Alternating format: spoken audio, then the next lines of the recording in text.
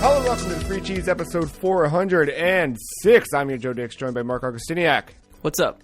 The Free Cheese is a weekly video game podcast about video games brought to you once a week by thefreecheese.com. Mark, we made it to the other side of Kiel E3. Mark's aptly named, what do you call it? At that there's a portmanteau. You know what else is a portmanteau? Metroid, which is relevant again. More on that later. But we've got a lot of E3 stuff to go through. We will kick off with recapping our predictions and how we fared. We're going to spend some time kind of talking about the games we cared about from E3. And get into a little discussion about what the heck is a modern video game. Got some stuff we've played. Got a couple of news stories we want to touch on that seem like fun. But first, how are you doing over there, Mr. Space Ghost? Feeling all right. Just got back from dog sitting for my friend, and funny enough, I don't really drive my car too much, at least maybe twice, 3 times a week, for necessities and whatnot, but figures the one time that I'm out in the way and I'm coming back, I got pulled over. Oh, but it was a morning. But I didn't know that I felt like a highway, but the limit was 55. That doesn't sound right for some reason. I feel like everywhere else it's 65 or around that. But 65 is usually when you're on an interstate highway. Yeah. Well, apparently I was doing 80, but it didn't even feel like it. But it's whatever. But I had that the first time last year that I actually left the house and drove for a bit.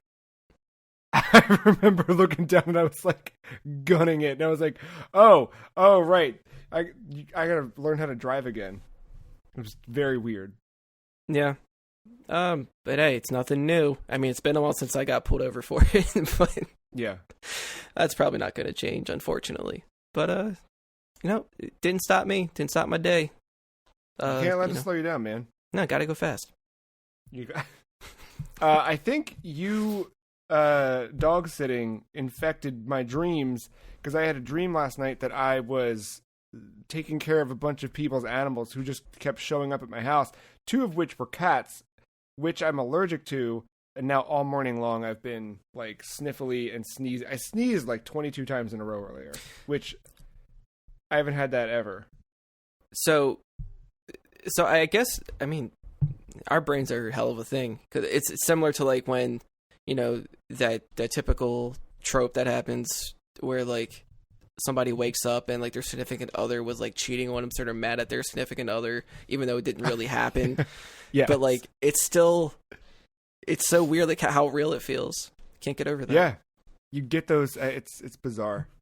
Did any of the animals talk to you? No, weirdly enough, one of the... Oh, now I know why this is happening. Okay. One of the animals was another pug, and it was a Korean lady who dropped off the pup and handed us a note with instructions on how to take care of the pup. It was all written in Korean, and I was like, I don't know how to... And then someone I knew showed up, and she was like, oh yeah, we're going to Korea, you have to take care of her dog. And I was like, okay. And then I asked a question, and the girl answered it in full Korean, and I was like, okay. And I didn't know why I was dreaming about some why is someone... But I watched the season 2 premiere of Dave. So did I. FX. Yeah, so we just watched that last night, so I bet you that's where that came from. Because when you mentioned Korea, that's all I was thinking about. I was like, yeah, that's weird. I was going to bring it up if you didn't, so that's wavelength, man. Yeah. But it just hit me as I'm saying it out loud. I'm like, oh, that's probably where Korea came from. But yeah. Checks out. Dave's a dang good show, man.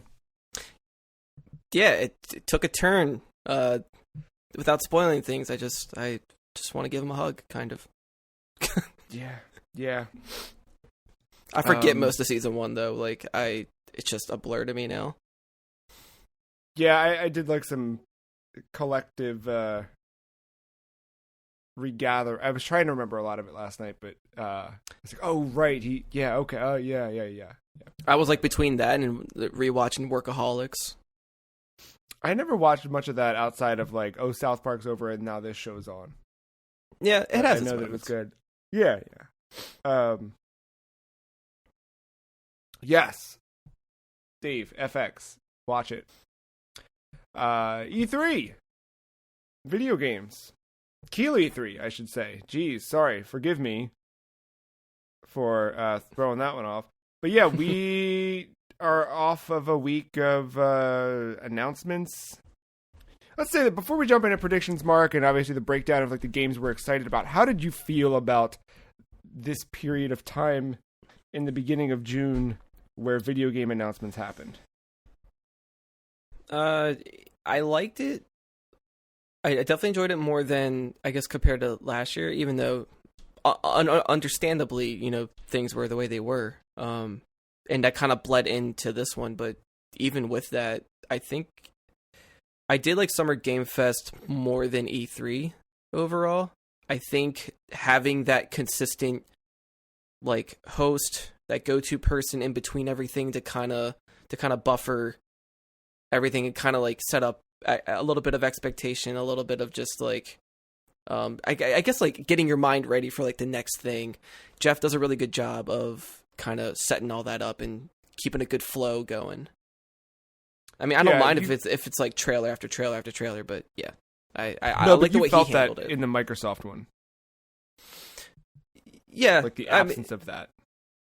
Yeah, because at E3, everybody's doing their own thing, so it's so weird how to like, because a lot of this you would expect to see during like a Microsoft or a Sony presentation, but they were doing their own things, and a lot of it wasn't entirely new, which I guess is fine for the most part. But I feel usually at those events, you kind of know that like you should probably have at least something, or else I don't know why you picked this time. I mean, it makes sense why you picked this time, but you're just not going to have as much of an impact. I feel like you're not going to be as remembered fondly. If you have something new to bring to the table. Yeah, there were definitely some games like that it was kind of like, okay, well, here's your participation ribbon. Thanks for showing up. But yeah, and there were some surprising like absences. I think there were a couple games I expected to see that we didn't. But let's talk about where we landed in terms of predictions. Matt sent us over his novella. And so let's see here. Matt said that basically Death Stranding was going to come to Xbox and that it'll be on Game Pass day one and his new project would be announced. That did not happen. Matt said that Eidos Montreal is making a new Deus Ex game. That did not happen. They're making Guardians of the Galaxy. And I should say, Kojima was on the Summer Game Fest talking about was Death Stranding Director's Cut coming to PS5. They did do a weird Metal Gear reference thing, and now there's a whole conspiracy happening with Kojima and this Blue Box Games, and I don't know. We'll see what happens there. Matt said that they would not put out a new Far Cry game before mentioning a new Splinter Cell game, but I do not believe there was a Splinter Cell game mentioned, was there? They've got the Netflix show. Yeah, just a Netflix thing. Matt said that Final Fantasy VII Remake is coming to Switch Advance in the fall as a launch title alongside Breath of the Wild 2. No Final Fantasy VII Remake, and the sequel to The Breath of the Wild is 2022, so not this fall. Matt said that DLC for RE Village will be mentioned. We get the first glimpse of an RE4 remake, and a remake of Parasite Eve. They literally mentioned Village DLC. Not much more than that. We saw nothing of Resident Evil 4 remake, and Square had nothing to say about Parasite Eve.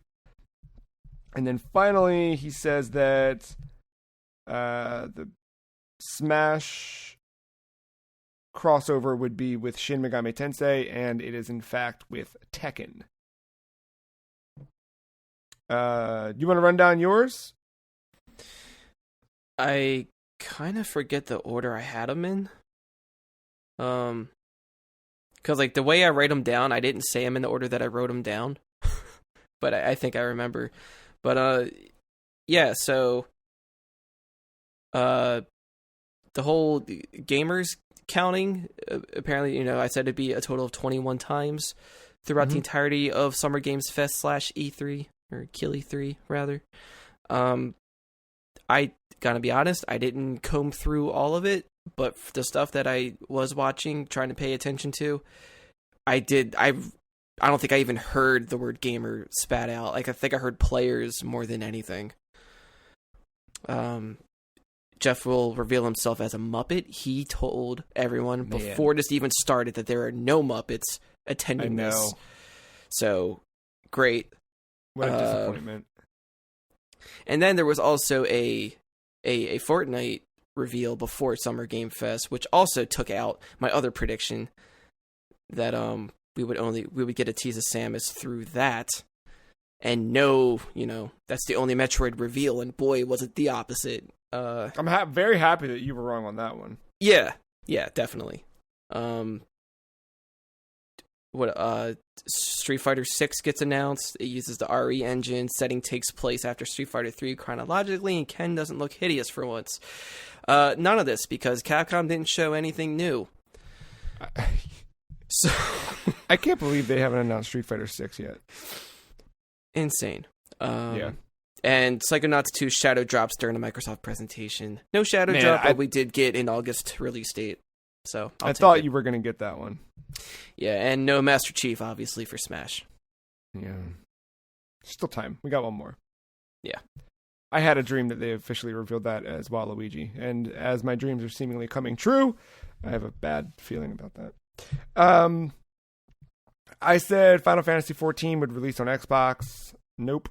I predicted a Theater Rhythm collection for Switch. Nope. I said Injustice 3. Nope. A brand new Kirby game. Nope.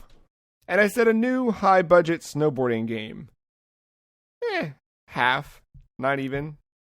There's a new snowboarding game, but it seems to be from a small indie team. It is, however, it was shown on the Xbox showcase and is launching potentially this December on Game Pass Day 1, so that's kind of exciting. But yeah.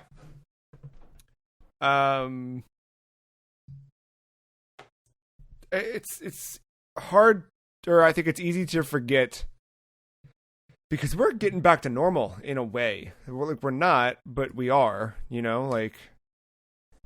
Yeah, places are now like, hey, you don't have to wear a mask anymore, but I'm still I still do. Yeah, I still feel weird not wearing one. And even the places that say it, or rather, I should say, I think in Maryland, it's kind of been mostly lifted. I think we have a couple more weeks of any extraordinary circumstance, but generally, you can, as long as you wherever. But yeah. Everywhere I went yesterday, there were still signs up that were you have to wear a mask. So I don't. It's weird. There's more people congregating. There's more things happening. I mean, dude, I watched a basketball game last week, and the stands are full of people without masks. They cut to outside of the arena, and it's here's all the fans locally checking out the game, and they're all it looks like a concert. It's insane. So I mean, for better or worse, we're getting, but seeing that stuff kind of start to slip back to normalcy, you forget that the last year happened in a way. It's not to discount it, but going into this E3, there were strong reminders like, oh right, everyone's work flow got incredibly interrupted in the last year. Yeah. There's a lot of stuff like that I think we expected to see that we didn't see. Some of the stuff we did see, it was kind of like, oh wow, where are you at on this? But all that said, I think that there was still a solid showing of video games aimed for release in the next year. So we're going to run down, we have an alphabetical list here of some games that we were intrigued by for one reason or another that we think are worth talking about. The first one on our list is A Plague Tale Requiem. This was the perfect Game Pass game last year. I needed something to just dive into. And I was tired of kind of playing this, playing that. And I kind of find myself in that situation right now again, where I'm like, play a little bit of this, play a little bit of that, and I don't really have a place to call home. And now that I finished The Wire, I really have no sense of, like, there's nothing concrete happening anymore. Like, I knocked that out, and now I'm like, what do I do? How do I spend time? And A Plague Tale, was Innocence, I think is what the subtitle was last year. Yeah. That one was perfect. I played it on Game Pass. It's still on Game Pass too if you want to check it out. It was a perfect, like, B tier game, like that. That really good B games. Like you'd rent them, kind of thing. Mm-hmm. It's the perfect weekend rental game. I think the powers are really cool. I think the stuff that you start to learn how to do as Amicia is neat. And when it ended on like a really cool, interesting character turn for her brother, and I was excited to see if they'd make another one. And surely enough, the team at Asobo, while not making Microsoft Flight Simulator, are working on a sequel to that. And they didn't show any gameplay on this one, but and I tried to dig into some press release stuff and find more details. There's not a ton more detail than what we saw, but out 2022, I think it looks really cool. I'm really looking forward to that one. There's a Series X and PS5 upgrade version hitting in the next couple weeks too. So if you haven't played it and you want to play it, that version drops soon. That should be, I think it's the whole 60 frames, 4K, etc. Nintendo bringing back Advance Wars in the way of the Way Forward developed Advance Wars 1+2 Reboot Camp. Mark, what do you think of that name? It makes me feel that they are testing the waters to see if this is a franchise worth bringing back. If this is successful, which I feel like it will. Then maybe they'll just either make a new one from here, or I don't know if they'll try to bring back the DS one that was a little more grittier, like darker toned, It felt like. Probably ignore Battalion Wars. I remember people really digging Battalion Wars when it came out. I never played it, but yeah, that one's like more like action focused, I think. Yeah. This has been a long time coming, and I think even myself, I've said it in the past where, like, I think Fire Emblem got a really good rejuvenation in the last few years, especially since Awakening hit on 3DS, and Advance Wars, not similar gameplay entirely, but, the rock, paper, scissors mechanic of combat, and there's interesting characters and things like that they could lean into in a way and probably do something cool with. I think it would be neat if we had contemporary Advance Wars and Fire Emblem games kind of working in tandem. If you think about Fire Emblem Three Houses and you start to imagine what an Advance Wars game could look like if it were given that budget and that level of attention. I don't know if that's the direction that people want it to go in, but I'm at least intrigued by this one. The name is a little odd too, because I get it. Like, they're remakes, but I don't know if they'll continue to hold on to the word advanced, because it's always been like whatever system it was on, then Wars after it. Famicom Wars, Super Famicom Wars, Advance Wars. That's why, like, Battalion Wars, it's that on GameCube. It's not even GameCube Wars, because that would just be weird. But I don't know if they would even stick to that name. Do you think they make a Switch Wars eventually? Man, I don't know. Like I have no idea what they could do. Honestly, I'm surprised this isn't a mobile game. Yeah. Yeah, this would have been a good one for that. Because just going off of Fire Emblem Heroes, just how that was kind of handled, I could definitely see just doing like a big PvP aspect to it. Sure. Yeah, I'm looking forward to that. That's out in December. Yeah. Just before that, though, in October, we get Back 4 Blood, which we saw a little bit of Back 4 Blood showing up at some other conferences, including Xbox, where they announced that it's going to be a day one Game Pass game. This is, chalk the board up with the little TM, but this is what you've been waiting for, essentially, right? Yeah, the more I'm seeing about it, the more excited I am getting for it. And the really cool thing, they added that card feature, which was whatever, but I'm kind of okay with it now. They were introducing all these characters, and I thought it was just going to be 4 of them, like Left 4 Dead style, but no, there's 8 currently, and they're called cleaners, and each one has their own perks that they add to the group. They add their own passive abilities, and I guess I assume specific weapons, but that could be card based too. But that adds a lot to it, and that makes me think that they could potentially add more in the future, and I think that's a really neat aspect to it. So I'm already pre-picking characters in my head, in case somebody picks one I like, I'll just all right, I'll go to this one or something. It's kind of making me want to pre-order it and do the full ass deluxe ultimate version or whatever, which is $100. It is steep, but you do get access. You get to break the street date by 4 days, but you also get earlier access with 2 of the tiers, I think, other than standard to the beta. I think I would want to participate in the beta because I want this game to be successful. Yeah. I don't want to be another Evolve situation, and I really want to provide feedback for something like this because I just enjoy these types of games a lot. Yeah, I agree. This I haven't played one since Left 4 Dead 2, I guess. I played Evolve, but not with people. Or if I did, it was short-lived time with strangers. But yeah, I still play Left 4 Dead. Yeah. Yeah, I haven't.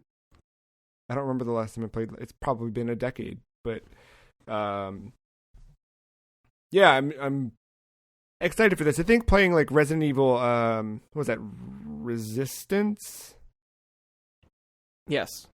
That one, I started to get an itch for this type of game again, and now that Back 4 Blood is so close to reality, yeah, I'm ready for it. They did a big deep dive on that too over E3, right? Warner. Yeah, they broke down the PvP part of it. Speaking of PvP, Brawlhalla had a big update announcement incorporating the Teenage Mutant Ninja Turtles, as I come to understand. That's a Ubisoft fighting game, right? The Ubisoft Smash kind of thing? Yeah, I believe it's Ubisoft. Yeah. How do you... This looks like they're leaning into the 90s cartoon. How do you feel about... I mean, it makes sense from a marketing standpoint. If it ain't broke, cowabunga, whatever. But I've never played Brawlhalla, I think. But I wouldn't mind trying this out. I don't know if I would really thoroughly enjoy it, but I think it'd be good for maybe an hour or two and be all right, I get it. Yeah, I think I did exactly that with it on Switch maybe when it got released there. Just toyed around with it. I think this is also the game that has Adventure Time characters. I think they've done some crossover stuff in the past, and maybe that's when I try. I can't remember, but sounds right. Yeah, but if I remember correctly, it's free to play, and then you get gems or something to buy characters, and then I hope it's not another Smite situation with this. I think it's close to that, something like that. I don't know. Yeah, what a disappointment that was with Smite.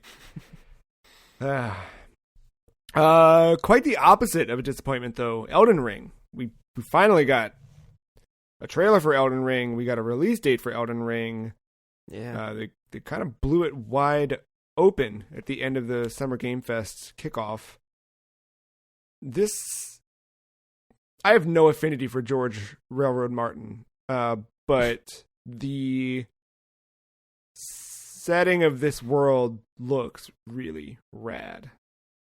And this looks like they're kind of combining Bloodborne and Dark Souls with something else entirely that I can't quite. There's definitely some high fantasy style incorporation here, but you get to ride a horse. It seems a little more open. Like, there's just so many, all the creature designs and those things. Like, this looks exactly like I wanted it. Yeah, like it because I know what. We all have a good idea of what we're getting ourselves into with this game, and it's so neat that I'm not sure if you can do this with many other types of games, but like they can just show off whatever, and like you think you would feel spoiled, but you don't, because you have no idea what is what, where is what, when is what, and are you going to remember most of this by the time the game comes out anyway? But yeah, I don't. I'm probably in the small percentage where I'm not as big of a fan as others when it comes to From games, mostly just because of the control aspect. I love everything else, but it takes a while for me to get used to shoulder button combat if it's not like a shooter on a console. But I'm definitely willing to give this one a shot. I like that it's a brand new IP. It's something that I can get into without having to be overwhelmed by like lore or catching up on other games if I wanted to play through those and, torture myself like 3 times over before jumping into something. Yeah, because like I've really wanted to jump in. I think Dark Souls 3 looks really cool, but I don't want to jump into that until I play through Dark Souls 1 and 2, and then I kind of don't want to play through Dark Souls until I do you know what I mean? Like I feel hampered by that, where Bloodborne, I had no qualms. I was like, yep, let's do it. And I think this will probably be a similar thing to Bloodborne in that respect, where I can just kind of jump in. This did get me thinking, though, like maybe I need one of these right now. The same way I needed like a Plague Tale last year. Maybe I need like a good meaty, hey, hate yourself kind of thing. Or maybe the game hates you kind of thing. Just something to chew on. Yeah, I don't know. We'll see. It looks good, though. It does, yeah. It's like I'm happy this one did not disappoint. Evil Dead the game. We saw a little bit more of that this time around. How's this fall for Mark? I'm more interested than before. It was weird getting like weird Friday the 13th vibes, but more polished. Even though this probably is more aligned with like another Left 4 Dead. Like a lot of those games seem to be coming out of the woodwork. Just a lot of co-op action games, which hey, the more the merrier. So yeah, I'm really interested about this one as well. It's up there with Back 4 Blood, but I think Back 4 Blood might be a peg higher, but still pretty close. Yeah, definitely looking forward to it. Then we had Fatal Frame 5, or Fatal Frame Maiden of Blackwater. Leaving Wii U, one of the final... There's only a few remaining that haven't made the jump to Switch. But this one's coming across. Interestingly, on Switch... I'm sorry, on Wii U, this was a like free-to-start game. It was one of those. And then you played a little bit, then you got to buy the whole thing or whatever. But it's now coming over to Switch. We also heard that it's coming to...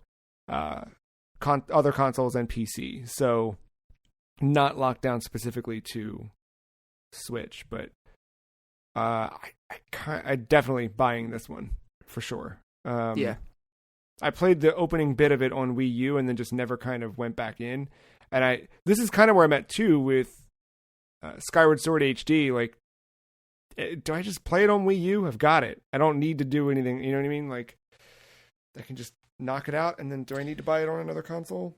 I guess it like depends on like resolution and stuff. Like if they, and I assume this includes all of like the DLC stuff, which I don't really know what all that is. I guess like skimpy costumes or something. But I believe in it may have been Fatal Frame 4 and not this one, but you could unlock a Zero Suit Samus costume at some point. oh yeah. Yeah. That may yeah, have for been me, 4, like though. I'm conflicted because like I assume if you're playing this handheld, you can just kind of do like a gyro thing and like maybe like just move around like that, but also PC, just because. Yeah. But either way, I'm definitely going to support it day one because I want this series to live over here. I want it to just be more supported. I would like to play the other ones. Maybe I'll buy I've it never really twice. played one. Yeah, me neither. I think I played a little bit of what is it, Crimson Butterfly, but like not enough to make a dent, and I've played a little bit of this one on Wii U, but just in that like demo state. So Forza Horizon 5 was a big surprise. I did not expect to see this game at all. I figured that they announced Forza 7 or Forza 8, whatever it is, the new Forza, and that would be the big car game for the new series consoles and PC, and that instead of a Horizon game, the Turn 10 studio, or not Turn 10, Playground is hard at work on that Fable game. So when this showed up, I was super surprised. This time we're in Mexico, and Mexico looks incredible. I am like ready to go. They did a thing this time around with Game Pass where you can like preload, not obviously the game because the final build isn't done, but you can basically just say now like, yep, I want this. So it installs like 100 meg placeholder on your console, and then as you get closer to day one, it'll just patch it so that it updates with the entire game. So I went through with a bunch of games that they announced for Game Pass and did that, and this was like the first one because I'm, besides Halo Infinite, this was like one of the highlights of the week. I've been like craving a new racing game, and Horizon 4 was really great, and I loved the open world nature to it, but and the seasons and all that stuff they did, but I just don't have like any sort of attachment to the UK. Not that I have a strong attachment towards Mexico either, but I just think the locale in Mexico looks a bit more diverse than the countryside of the UK. I don't know, you're driving through jungles here, and then you're driving on roads, then you're in desert, then you're like it kind of all over the place. It looked cool. Plus the Ford Bronco, man. Did you see that thing? How could I miss it? Man. But yeah, like I don't really play a lot of racers or even modern ones for that matter, but this one has definitely got me paying attention to it. So I might dive in. Yeah, I played a bit of Dirt 5 recently, and it started to scratch an itch, but it just doesn't have the right feel to it. And this, I think does. So, yeah, I'm there day one, man. Right alongside Halo Infinite, which we got another little look at the campaign. The epic campaign, as self-described, and we did get our first taste of multiplayer in action. And we saw a lot of stuff in there. And you pointed out one thing to me that I missed the first time around, but like the physics seem to play a lot in multiplayer this time, where they show the guy with the samurai helmet throwing a grenade at the sword flies through the air, he grabs the sword and then kills somebody. They made a good point to like focus on the grapple hook and how you can kind of pull yourself up to a Banshee and hijack it, or you can pull a box of something across the map towards yourself. But yeah, this looks wild. And then I know there was a subsequent kind of like multiplayer showcase that I didn't watch, but I saw that they talked about like the battle pass system, kind of mirroring what they do in Master Chief Collection, where there's no expiration date. You can jump back in and get things from any season, which is great. And it seems like it can all be earned in game. How do you feel about Halo Infinite? First, what do you think about the multiplayer? I think they're doing a very smart and good job with it. It doesn't feel too, just from looking at it, the vibes I'm getting from it, it doesn't feel too different from what we currently have in the Master Chief Collection. It seems like they're taking that and giving more quality of life improvements and adding new mechanics at the same time. And I don't know, I think for a lot of people, like from an outside perspective, like if you're not really too involved with Halo and like the last taste you had in your mouth with it was like Halo 4 or 5, I think you should give Master Chief Collection another look-see. And yeah, because like that's where a lot of their focus is at right now, and just seeing that being updated, the way it's being treated, the way that they're taking these old games and really making it their own now. Like, Bungie really passing the baton to 343, and I think through 4 and 5 was a big learning experience for them. But I don't think those games should really be what they're remembered for. I think what they're doing with Master Chief Collection and how that is kind of combat evolving into, Halo Infinite, I think it really shows. I like that it doesn't stray too far from the familiar and still able to like add these little nuances here and there just to make these nice little tweaks. And, it seems like they're really self-aware with their community, and I appreciate that.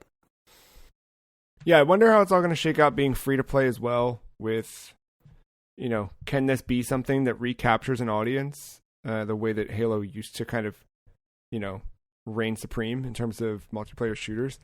Yeah. There's been a lot of stuff on Halo Waypoint and with developers and interviews and things like that. They've done a lot, I think, in smaller fits where they don't have such a large stage as they did this past week to kind of reassure a worried community after last year showing the state of the game.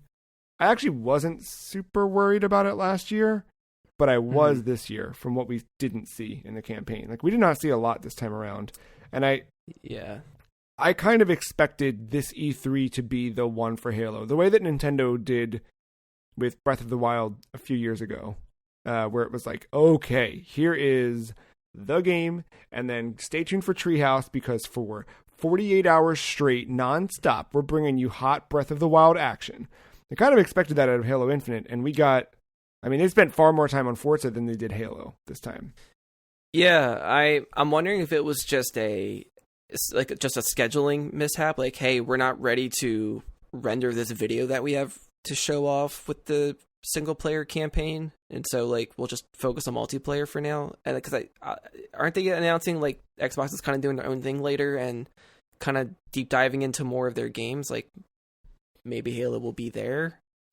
They did a thing, I think it was Thursday or Friday, where they jumped a little more into some games. Like they were showing off things. That was where, like, it's funny, like at the actual Xbox thing on Sunday, we saw Psychonauts 2, like you mentioned, right? Mm-hmm. But no Tim Schafer to kind of like quirk it up and be Tim Schafer. But on that Thursday thing, the like Xbox Developer Showcase Extended or whatever, Tim Schafer did show up and all that. So I feel like, they did. I didn't really watch that. I don't know if they showed more Halo or not. Yeah, I mean, like, we still have time before it officially releases, but so we might be able to see something. But in the meantime, I can definitely understand having that big sense of worry that could this get delayed again? We don't. I mean, right. I mean, I know, like in house they've had, they kind of had to do like a soft reboot and kind of not really start from the ground up, but kind of start from the ground up with things. And maybe they were just really also afraid of reliving, that moment where they showed like an early build and like maybe, I don't know, it was just the safest bet just wasn't to really show anything on that one, and hopefully the multiplayer just kind of makes up for it. Yeah, I'm looking through Halo Waypoint, and there's not. I mean, they're still staying up to date. They're showing stuff off nonstop, but yet, I don't think they went any deeper on Thursday the other day. But yeah. Anyway, and like, the last thing on it was like, it's kind of weird when like all the advertising for it, like any like, just on websites or anywhere, even like just like the main screen, you would see Master Chief and Spartans kind of with the Xbox logo. Like that was the forefront image for everything, and just show off just like that little bit. Yeah, like it's a little concerning. Yeah, the way they did it, I almost thought they were going to be like come back to it at the end. You know what I mean? Like they were like, they had Bonnie Ross and I forget the other dude's name, but it seemed like they were like, okay, here's this, and we're really excited about Halo, and then they'd close out the show with like, okay, here's the first level, or I guess there's no levels anymore, but like here's what it looks like. And that might be the thing they do later this summer, right? Is like, let's just do a whole Halo inside Xbox or whatever. Hyrule Warriors Age of Calamity. The expansion's coming, and up until this past Direct, I didn't care about the expansion. When I wrapped up Hyrule Warriors in November, December, I was kind of like, yeah, that was a fun time. I'm good. And then they showed this, and even seeing it at first, I was kind of like, whatever. And then you sent me a picture of Zelda riding full Ghost Rider style, and I was like, wait a second, they're adding the bike to this? And I went back and watched the trailer for this, and I'm like, I think I might pick this up this week. It's $20 for the whole expansion kit or set, and Hyrule Warriors was fun. I got Breath of the Wild on the mind, obviously. Yeah, they're not adding Linkle yet, right? That's not happening. I don't think so. Do we not know? Yeah. But we're getting a good bit. We're getting new characters, new vehicles, new maps and stuff. So this might be fun. I don't know. Are you in? You out? Are you over? You kind of burnt yourself out on Hyrule Warriors Age of Calamity. Yeah, I'm still feeling that burn. I'm gonna wait a bit. I guess I don't know whose fault it is. I guess it's a bit of both. Just me trying to be a completionist, and it's just like it's not worth it. So maybe when we get closer to Breath of the Wild 2, and I just can't wait. Maybe I'll try all this stuff out then. How about, we probably could have lumped these in with Advance Wars 1 and 2, but Mario Party Superstars and Super Monkey Ball Banana Mania. And I kind of lumped these in because they're not new games. They are brand new, but they're kind of remixes in a way. So Mario Party Superstars is taking stages and mini games all from the first 3 Mario Party games and then remaking them. And they look fantastic. I watched a bit of that Treehouse stuff, and like the way they're modeling everything now to make them modern, it looks super high res and very, very, very good. Same with all the mini games. It's cool seeing them reimagined in a modern art style. And Super Monkey Ball Banana Mania is kind of the same thing. They're grabbing the best stages and mini games from the first few Super Monkey Balls or Monkey Balls over the years as the series reaches its 20th anniversary and putting them out in one package. How do you feel about that kind of approach to putting out a modern video game where a lot of the design work is already done? They just need to spruce it up, make it look good, make it work to kind of like revitalize it in a way. I think it looks good. It's I like that they definitely added the online feature to it, and you can just communicate via stickers. I didn't look into. I don't know if they really focus. Like from what I've seen, they didn't focus on like any options with the games. So like I don't know, if you can get rewarded for like extra things in the game, because from what it showed at Treehouse, there wasn't like a mini game star. Oh yeah, it was like somebody just got 1 star, and then it showed like the final one immediately after, and I was like, that's a little weird. Yeah, so like part of those I don't know ones were all the bonus stars. Right. So like that could just be an option thing. I don't know. Yeah. And I don't know about the full roster. So I assume it's like the classic from like the first couple games, but I don't think Daisy is in this, which is fine, whatever. But I think the other trade-off is that like nobody has like fun costumes now. It's just like their default attire. Oh, really? They didn't do that? From what I was seeing, as soon as they showed that space level, I was like, "Oh, cool, yeah, the spacesuit stuff, all that."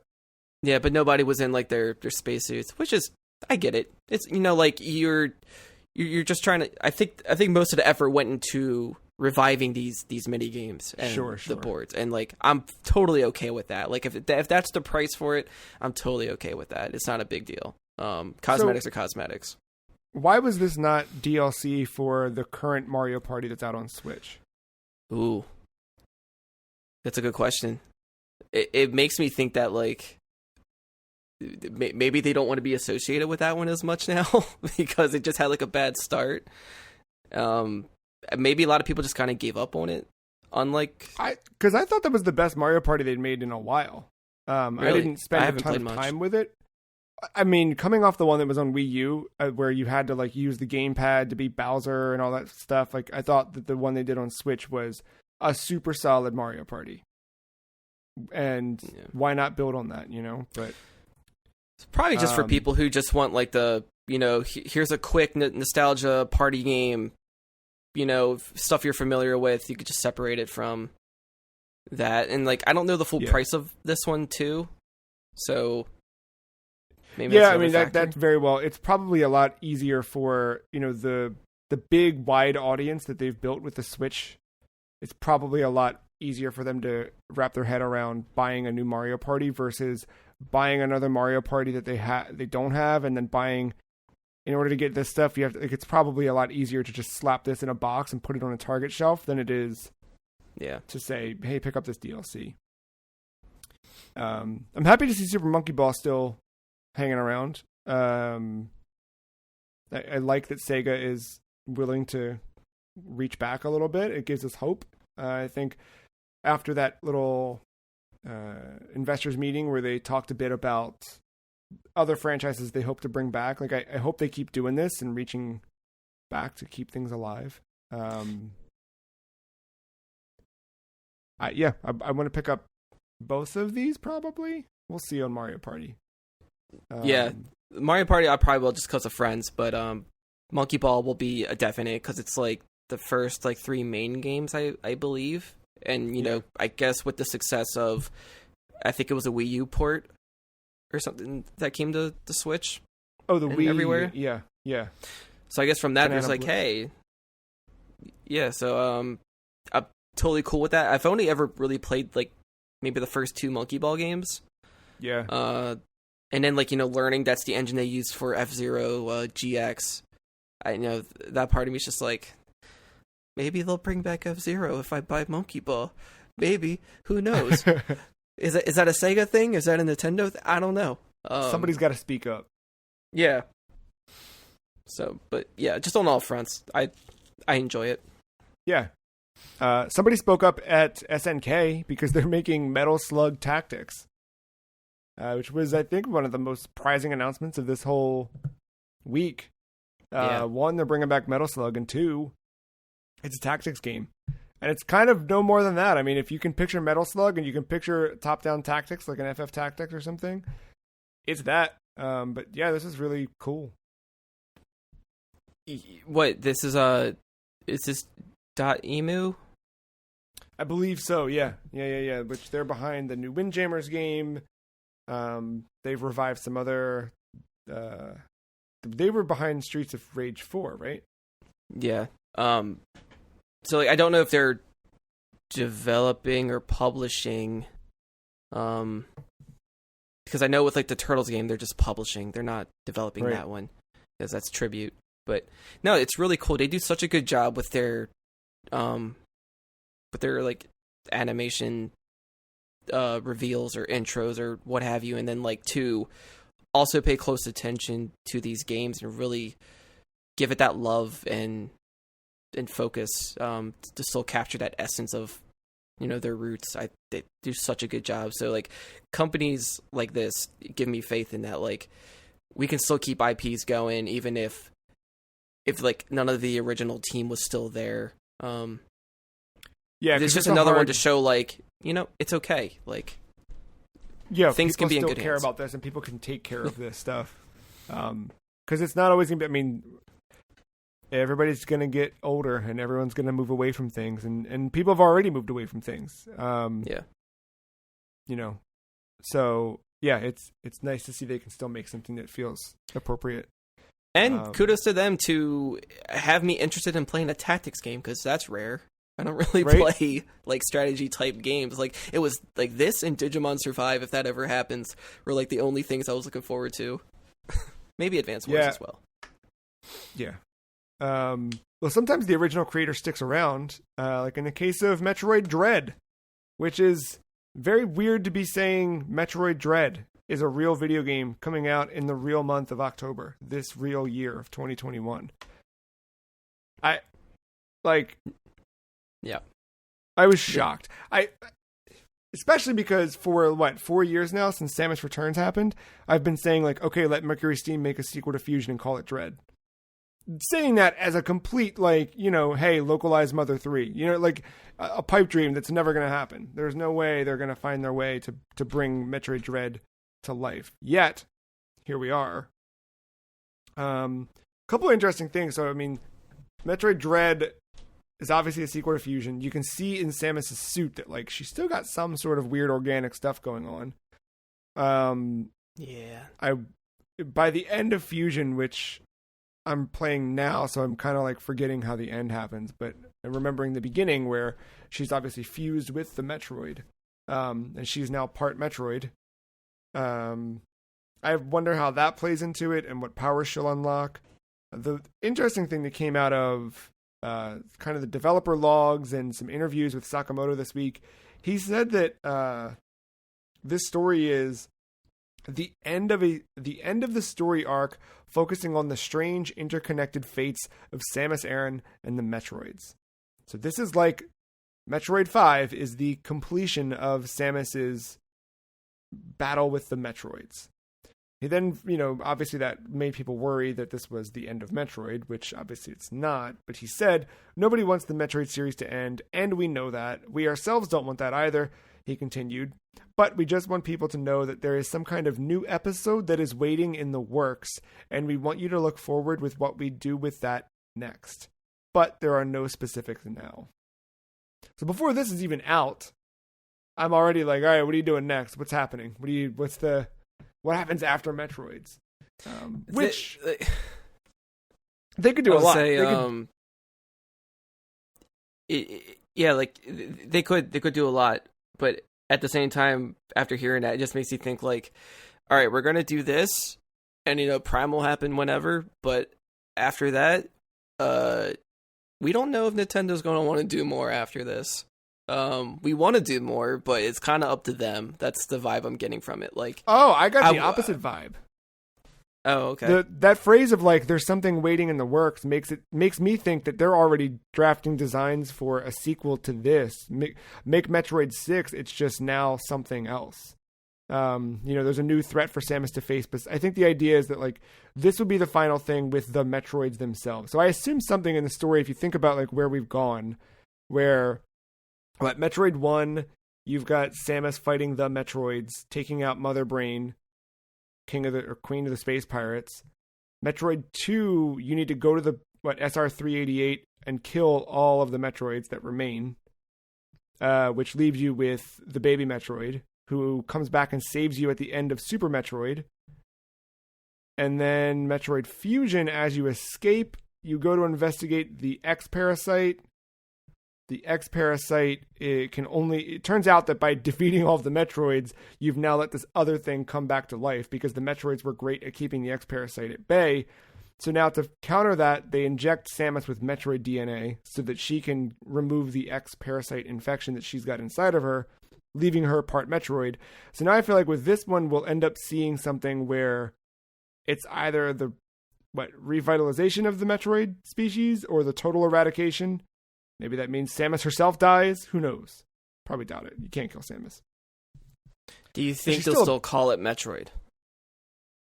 That's the thing, man. I feel like you kind of have to, but you could Samus is a pretty popular character. You could probably call it like Samus Party 3. Or like, I guess you could still call it Metroid because now she's the meme, like she is Metroid. Right. Yeah, kind of. That's the goal of this whole thing, isn't it? Like they went from people not understanding that Samus is the character, and they just wanted to make sure that Samus and the Metroid are totally inseparable.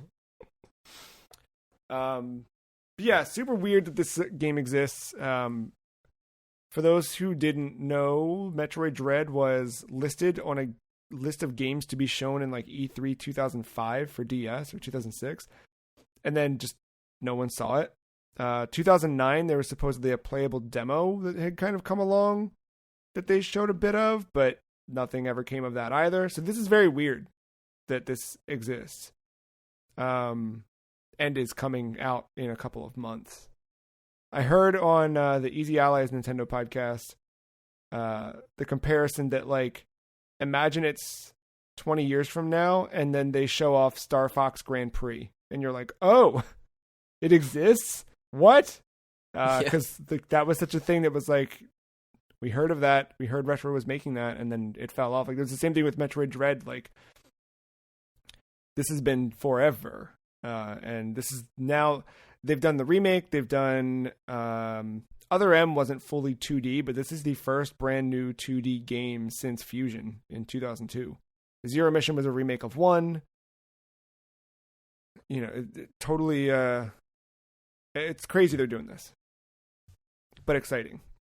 Psychonauts 2, not a lot more. We saw another trailer for this. Got a release date of August. Day 1 Game Pass, obviously, with it being a first-party studio. Are you going to wrap up Psychonauts 1 in time for this one?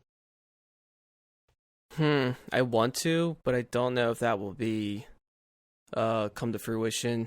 Like, I've never finished the game, and I own it on, like, just about every platform, and it's insane.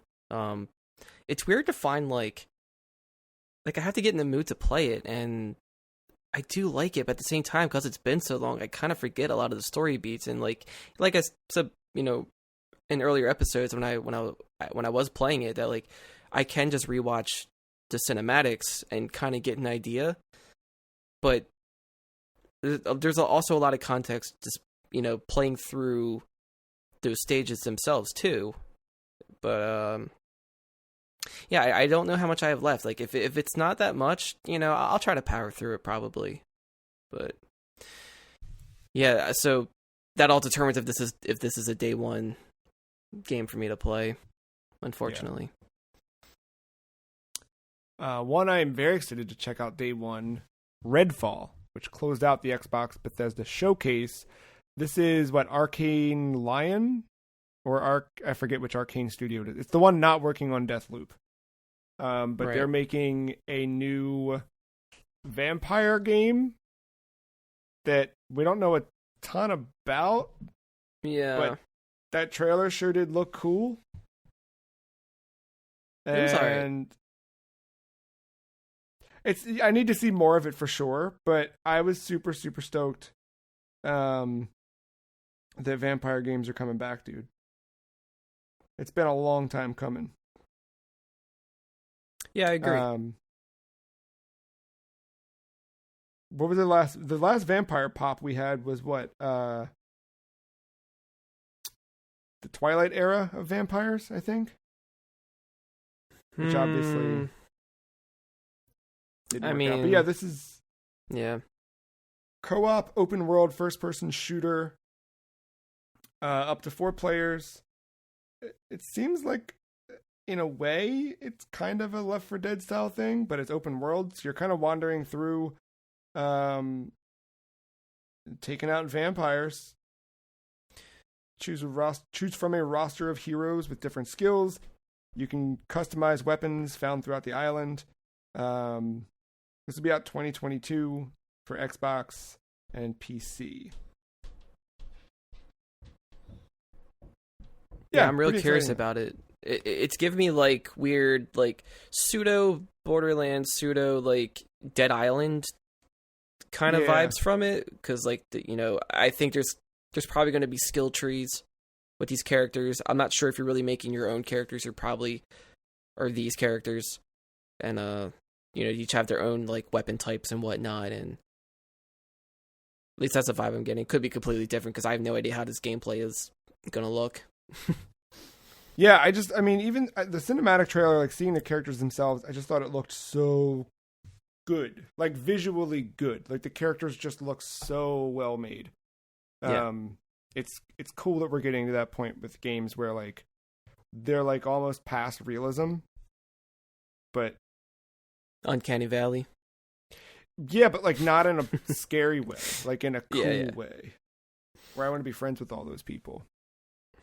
Replaced showed up. Now, is Replaced the Last Night or Last Call or whatever that other game was? Lost City? I haven't been able to find anything, but that's what I'm getting here. Like, it maybe before it was just a project name or something. Yeah, I don't know. But I know that one went through some development trouble, so I don't know if in time it was replaced with this one, but either way, this one looks really impressive. I think the pixel art looks really cool. Mm-hmm. The lighting, the vibe of it all. The 3D, 2D setting with these games. I forget the name of the other one. I forgot to put in the list, but it's like the Suikoden successor. It's like Eoden Chronicles or Tales, something like that. Oh, yeah. The one that kind of looked like an Octopath game, but but like there's that, obviously Octopath, and that Dragon Quest 3 2D HD. Like, I love that aesthetic. It just works. Like 2D sprites with like a good lighting system just works. Yeah, I agree. The lighting is the weird part too. They're like, that's what makes it so cool. Yeah, the way they can pull that together. Shin Megami Tensei 5 was shown off with a release date in November, but that game looks so good.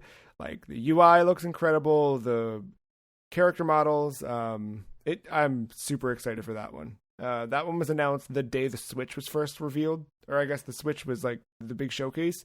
So it's been 4 years at this point. By the time it comes out, almost 5. But yeah, very, very, very excited for Shin Megami Tensei 5. That'll probably be the first one I play. I think it'll be a good one to jump into overall. Shredders showed up at Xbox, and that is a snowboarding game that it seems like they're doing the right stuff, but I don't know. I don't know what I want in a snowboarding game. So if it's somewhere between SSX and SSX, I don't know, like, then we'll be okay. I mean, it looks fine. Yeah, so they're on schedule for December. We'll see if they make that or not. I hope they do, because I want to play a snowboarding game this year. Oddly gave me like Trials vibes. Yeah, I could see that. Kind of with the sense of humor and the like neon spray paint stuff they did in their logo. I could see that a little bit. Solar Ash got another peek at. That's the one from the Machine Heart making, or Heart Machine. Machine Heart. I think it's Heart Machine. Yeah, sorry. Heart Machine from the Hyperlight Drifter. Mm-hmm. Yeah, that one never released it or anything though, right? They just kind of showed it off a bit. Yeah, I can't remember if there was a date for that. I don't think there was. Yeah. But looking good. Yeah. It still has like that like Hyperlight Drifter aesthetic going on, but like adding a hints of Shadow of the Colossus in there a little bit. I was getting a vibe from. It's right up my alley. Yeah, it's TM on the wall. Good. Yeah, I can't reach it from here, but okay. Stranger of Paradise Final Fantasy Origin is a video game that I'm still gonna buy. Wow. Going into E3, this was top of the hype chart. When this first got kind of leaked a few weeks back, that Team Ninja was going to make a Neo-style game set in the universe of Final Fantasy 1. I immediately pictured the Warrior of Light from Team Ninja's Dissidia NT, some more refined gameplay to make it play more like Neo, but with a really cool FF1 Dawn of Souls universe. And boy, did we get the total opposite of that in the trailer they showed off. The characters are, Nomura at his finest. Just belts and black clothes and edgy and lame and awful. And then I read and even after seeing that, I was like, I'm still going to do it because I just want to see what this is.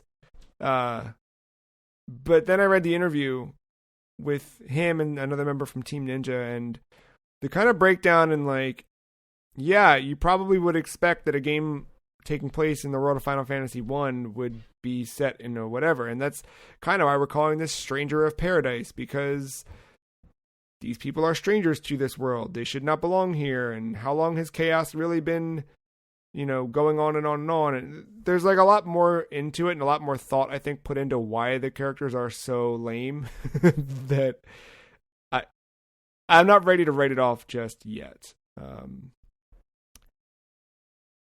I don't know. We'll see. I've wanted to play a Team Ninja thing, specifically Neo, for a while, but we're at the point now where Neo 2's out, has been out, all the DLC's released.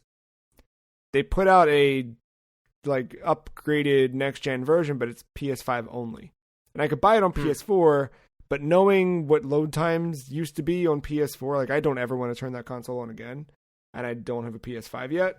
So I'm not going to play Neo anytime soon, right? Unless they port it to Xbox. So this is the next best thing, and it just so happens to be set in one of my favorite Final Fantasy backdrops. What that actually means, I don't know. This is probably me looking for gold in a pile of dung, but Yeah, I'm okay with this game as a concept. I think the only thing that's not standing out to me at the moment, and maybe it's just because they don't want to reveal too much, at least I'll give them that benefit of the doubt or whatever, but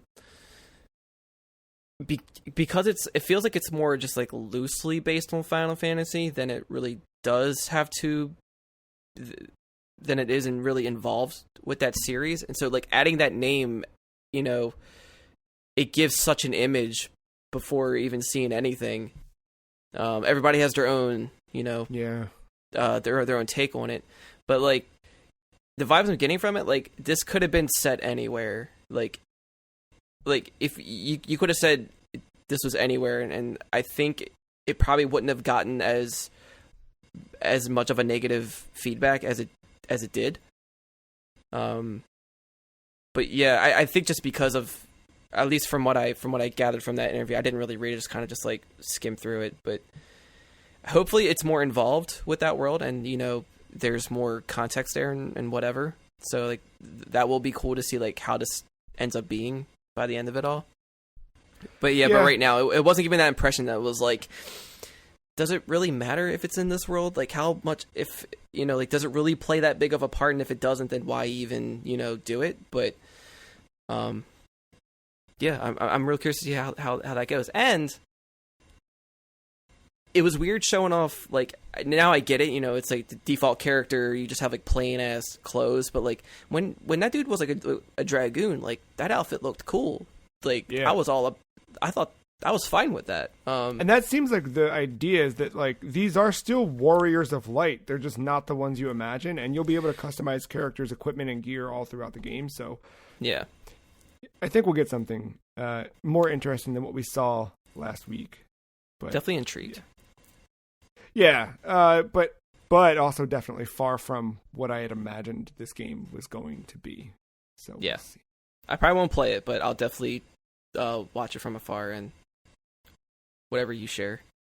Yeah, I'll let you know if it's worth checking out eventually.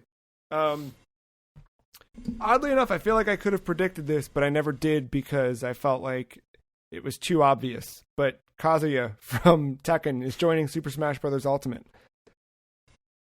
Which, yeah, duh, of course he is. I don't know why they didn't go with Heihachi, but I'm good with Kazuya as well. And it seems like they're doing some stuff, so... I mean, you can get the Heihachi Mii fighter. Yeah, and I think maybe once they showed the Heihachi Mii fighter is when I kind of thought oh, okay, well that's their Tekken representation. Yeah, and Kazuya always kind of seemed like that was their poster child, even when Heihachi was around. It's weird how they kind of flip back and forth with it. Because Heihachi was more of a guest character in other games. Right. But the Tekken storyline, I think they wanted to put more focus, I guess, on Kazuya, especially now. Spoilers, Heihachi's done. He's dead. But yeah. So yeah, which also kind of makes you question why didn't he just pick him still? But they probably just wanted that Ryu equivalent. And yeah, I think he fits for that. I thought the intro trailer was pretty clever. him just throwing people off the cliff one by one. I will say, though, the announcement of Kazuya makes me feel like our final Smash character is going to be Scorpion. Really?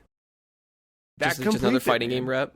Yeah. Right? Like that, and that's the final big one that we need, right? Like,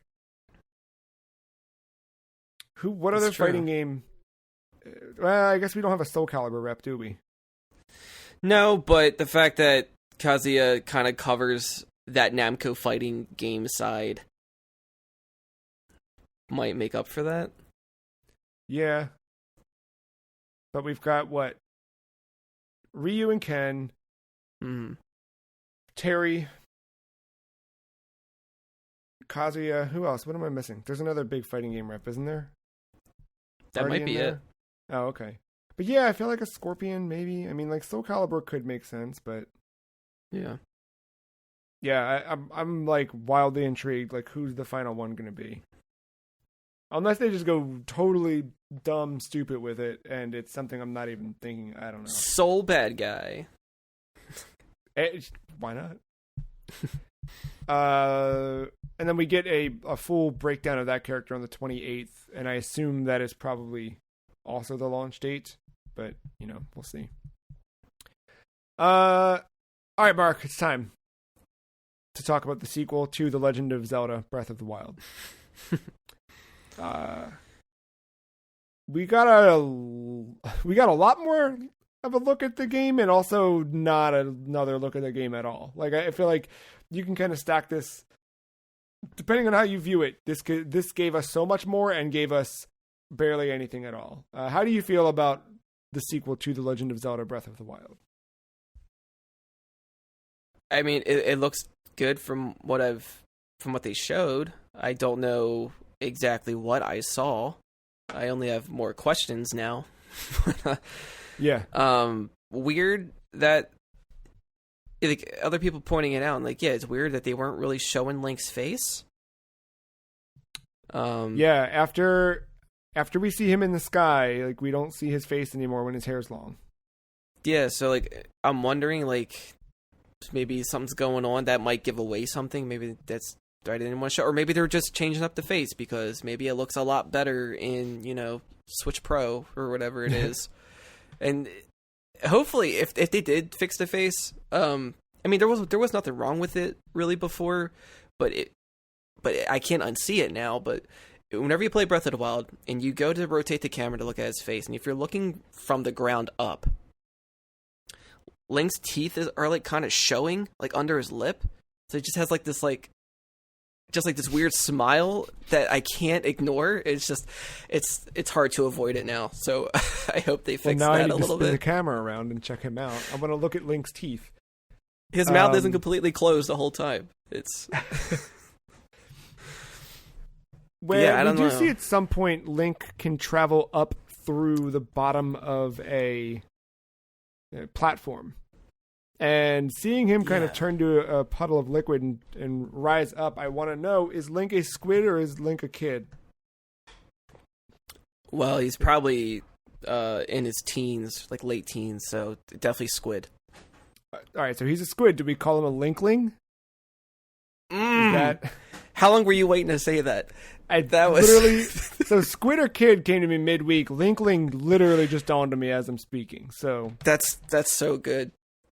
He's definitely a Linkling. Yeah. Which is great because that means he can be DLC for Splatoon 3. We get to see a bit more of the Princess Mononoke style your arm is messed up on Link this time around. We kind of assumed that things were going that way with the first trailer we saw, but now we really see the malice take hold of his arm. We see later on throughout the trailer different spots where his arm looks dead or weird. And it seems like the Sheikah slate has been replaced by him being able to manipulate things with his arm. We also see that, we heard rather, there was an interview with Bill Trennan after the fact where, they were kind of pushed, like, you guys still didn't talk about the name of the game yet. What's up with that? Because remember, like, stuff like Skyward Sword, it would be years before we'd see gameplay, but we'd see a picture and a logo. And we're like, wow, what does Skyward Sword mean? Wow. And now it's kind of the opposite. Like we're just dragging on this sequel to the Breath of the Wild, but we're seeing all this stuff. And I feel like they might do something like, the Hand of Fate or something like, you know what I mean? Like that might be their subtitle. And it ties into that mechanic of Link's jacked up arm with magic powers. But there's a lot in the trailer that we get, like Zelda falling down that pit, Link going to the sky, seemingly some shift in time.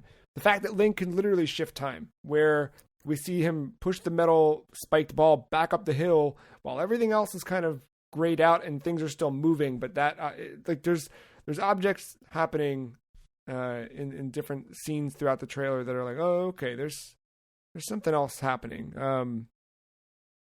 Seeing him soar through the sky makes it obvious why they leaned on Skyward Sword HD rather than any of the others getting brought to Switch. Now it's kind of like, okay, you guys knew you were doing something up there. What does that have to do with Skyward Sword? Is there something tying back into it? Are we going to see more of Link jumping through different eras with time travel? I have no idea, but there's way more questions now. And sadly, we have to wait until 2022 at some point to learn them. Yeah, the title thing's a little weird. Like, this kind of happened with the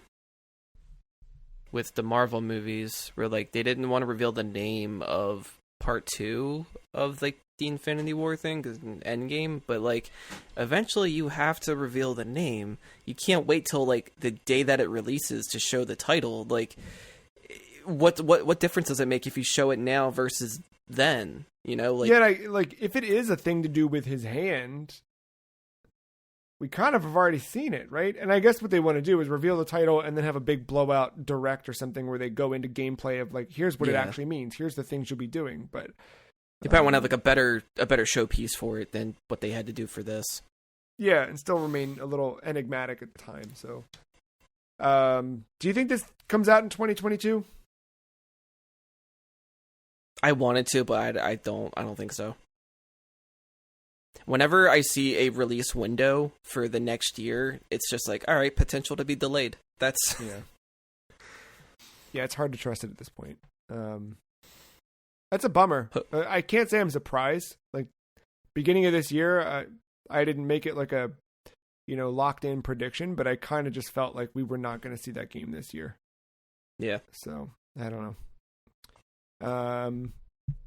Vampire the Masquerade Blood Hunt got a title, and it's Vampire the Masquerade Blood Hunt. But that we saw a little bit of, last year at some point.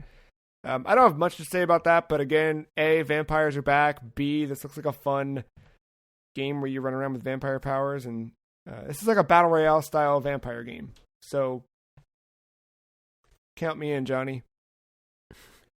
And 3, 2, 1, WarioWare, get it together. Another surprise. I thought Nintendo's Direct overall was really, really strong. They didn't have like a lot of the home runs that you'd maybe want, right? Like, yeah, Metroid Dread's incredible, but we didn't see anything on Metroid Prime 4. Breath of the Wild is amazing, but the fact that it's 2022 and it's the only thing they're doing Zelda related outside of Skyward Sword for the 35th anniversary was kind of like, oh, okay. We saw no Donkey Kong. We saw no big Mario, no big Mario Kart. Stuff like that was kind of missing. I felt like, but did they fill in the little moments with things like WarioWare and Advanced Wars. But yeah, WarioWare, I mean, that is, if nothing created the TM like I've forgotten what to say already, but it's a cornerstone. They're back. Yeah, they're fully back. Yeah, I'm a little taken back by the like platforming aspect of it. I was kind of in my head. I was kind of hoping for a little more of like kind of what they did with Gold, but add like smooth moves to it. So now like you can do more like Switch things, really make that like a showpiece for the hardware, like have more, motion control type stuff maybe, or what have you. So it's kind of weird that they're not utilizing that, but I'm still going to play it. I'm still going to, see how this shakes up. The co-op thing's also kind of neat too. I think co-op's cool. I think the reason we're not getting any Switch-specific stuff with Joy-Con is because you have a ton of Switch Lites out there, sadly. I love the Switch Lite. Katie's got one, and I play on that all the time. But, yeah, there's something about the Joy-Con that just rule. This was exciting, though. I'm very, very stoked on it. Yeah, that was. There were so many games and so many conferences and so many just things happening. But I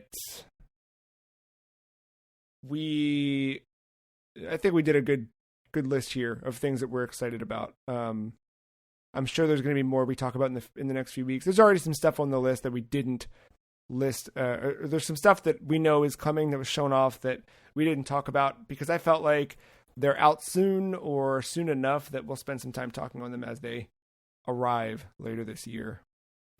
We're going to take a break. When we get back, we're going to talk about modern video games. Mark, E3, Keel E3, thumbs up, thumbs down. We're in the middle somewhere. Overall, I liked it. You know, I think Summer Game Fest definitely outshines E3 for me, but because of that, it was good bookending. Yeah, I thought there were really great announcements. I still feel like it was smaller than what we get out of E3, but also like there have been some full proper E3s as we know them that felt like this. E3 20, I don't know, 15-ish. Like there were some years that just kind of felt like smaller and felt a lot like this, but I do feel like the concentrated shotgun blast was a little less concentrated this year. The fact that some stuff started on Thursday and then like Nintendo's obviously always Tuesday, but it just felt like such a long stretch between the two. And then like getting random text messages on like Monday that was like, "Oh, did you guys see this?" It's like, what? What are they still doing? Why are they still doing it? We'll see. We know EA's next month, so who knows what comes out of that. Hopefully they're bringing back NBA Street, but who am I? We're going to take a break, and we'll be right back after this. Enjoy.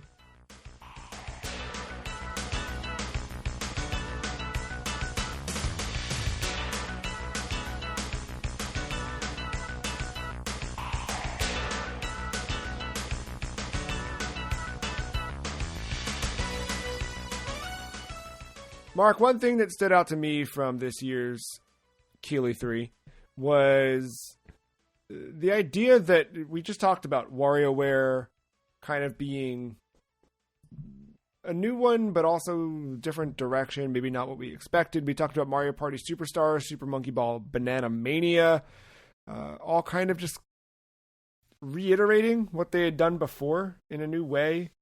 So I want to know, are modern video games still capable of being revolutionary? Sure. That's the question we're chasing this year. You said sure? Yeah. I mean, I think there's always a possibility. Like, games and things are always changing, so technology is always changing. There's always new ways to define what that means, I think, there's always a chance. So I think, like, the thing that I looked at this year is, like, we see a lot of things that are iterative and I think we did see some things that seem revolutionary to an extent. But what comes to mind when you think of a revolution in video games? Instinctively, Mario 64 for some reason. I think, because like revolutionary for me is, I guess, is something like on that scale where it's just a big leap, but yet still able to maintain its essence if there is one, unless it's a brand new thing from the get-go. But like the fact that a game works so synonymously with its hardware, and it's like it just seems it's just one whole cohesive experience within that. If it's not that, then I'm trying to think like if a PC game is revolutionary, it's usually because of the visuals first and foremost, followed by I guess how you manage to make a mouse and keyboard interesting with its game mechanics, like what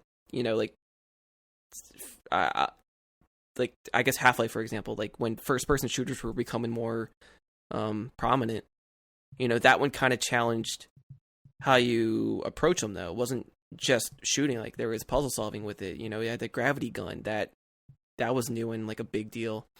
So I guess like definitely changing it up in a way that doesn't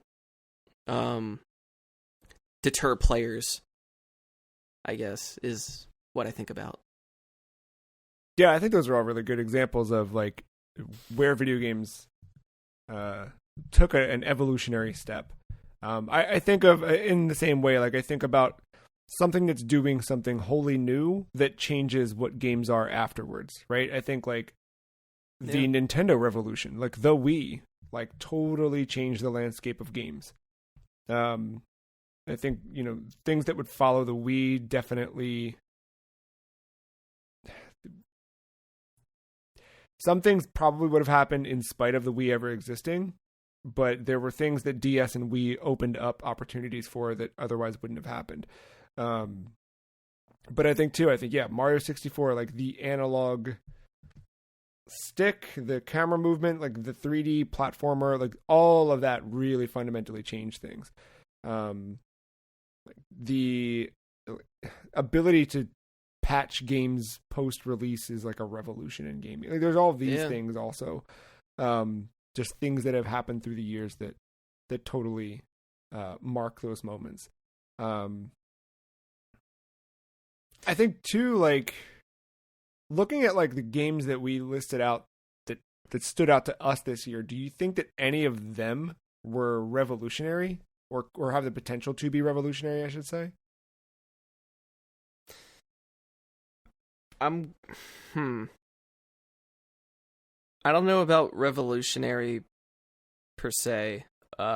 Some might, but it might not be as impactful as one would probably hope. Like a lot of games now, like,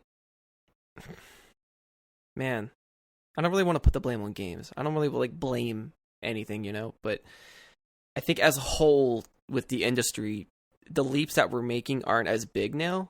It's a lot of half steps, it feels like, and they're treating it as if it's something bigger and like different and completely new when it's really just like a 0.5 to what's going on.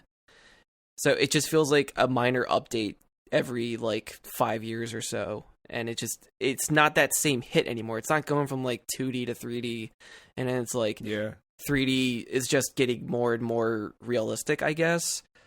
But like, and VR is kind of trying, but it's still too early for that to really be as impactful as one would hope it, for it to be.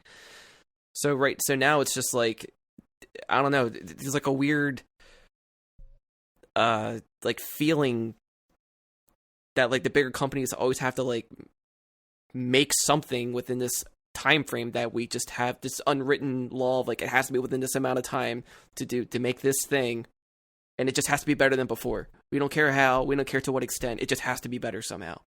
And it's just not hitting the same as it used to. And it's just weird.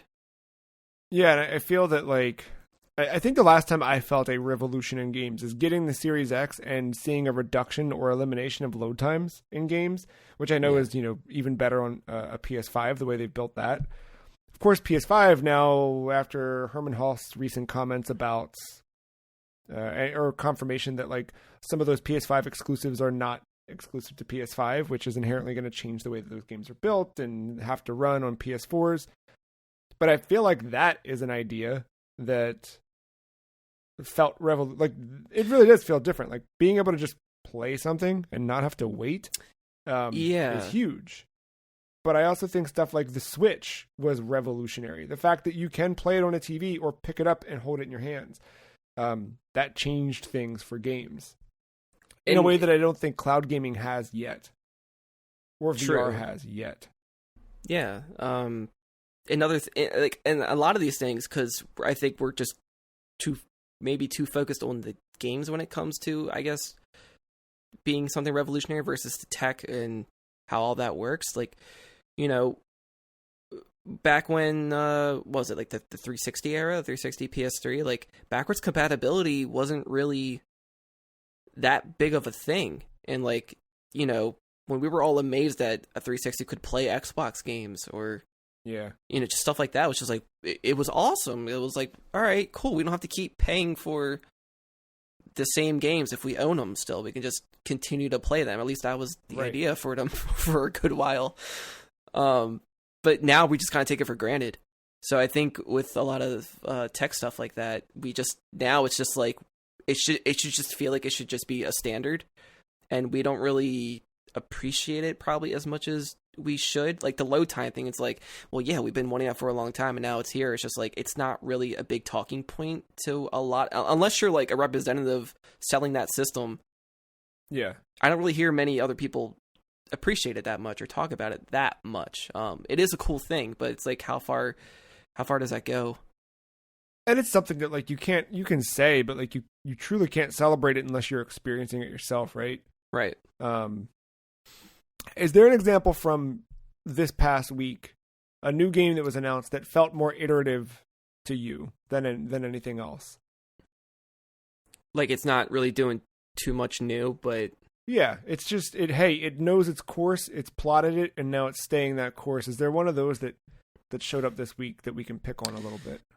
I think a lot of them do it, but I think there are good ways to do it and not so great ways to do it.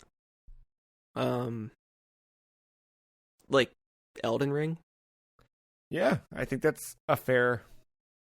I think if you played a From Software game, you kind of know what you're getting yourself into. Like they don't really change too much of how to approach those and what kind of games they are. Like, that we know of, right? Like, there could be some other systems underlying that we don't know about yet. But yeah, from what we've seen, it totally looks like open world RPG. That's going to be brutal. And, yeah. But at the same time, it did invent another like subgenre of games. Sure.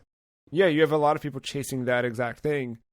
It seems like this time around the big change is going to be open world gameplay. But how could Elden Ring how could that have been revolutionary rather than iterative?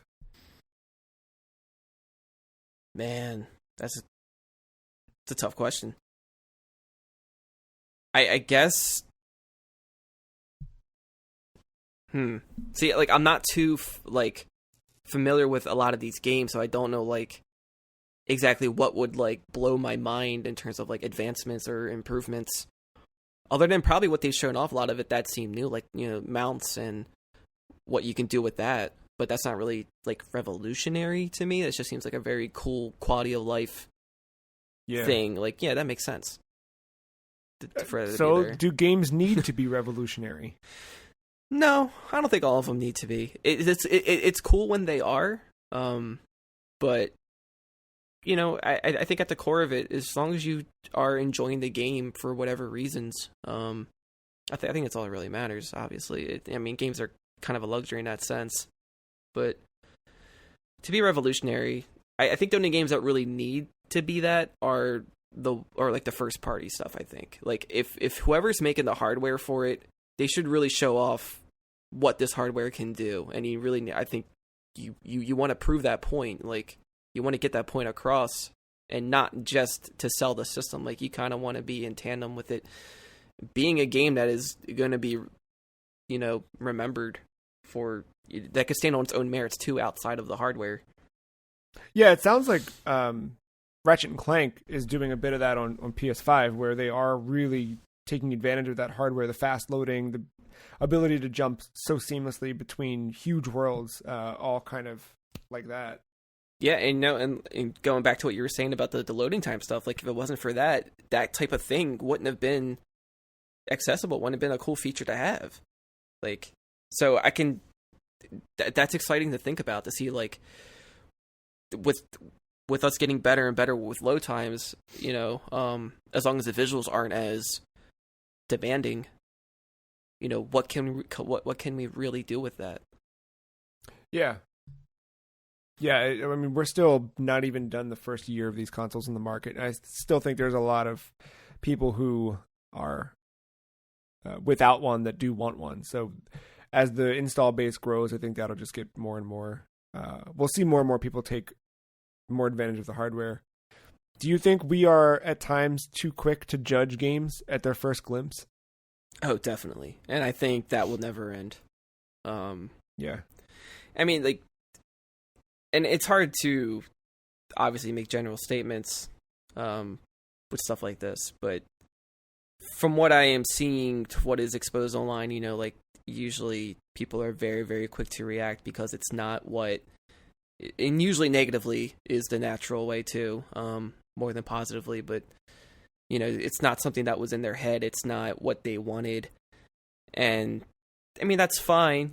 I think everyone has a right to like and not like whatever, but when it starts to impact and affect other people, I think that's when you kind of might need to reevaluate how you express yourself and handle things. Like, it doesn't need to be that serious. It doesn't need to be death threats. It doesn't need to be, yeah, God, Jesus, stuff like that. You don't need to. It's not that serious.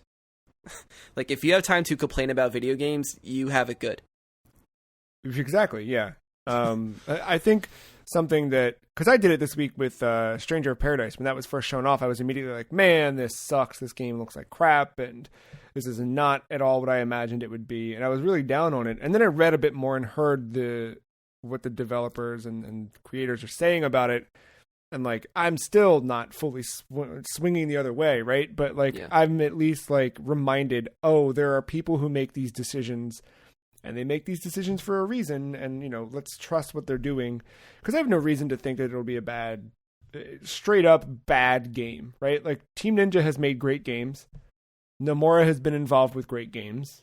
Yeah, they might not all be to my liking, but I don't think that it's inherently a bad thing, right? And there was an interview or it might have not been an interview, might have been a tweet, who knows, but from an artist who said basically he'd rather listen to an album and not like it the first time through, because if you like an artist and you get their new work and you're like, hey, why doesn't it sound like the old one? I wanted it to sound like this. I expected it to sound like this.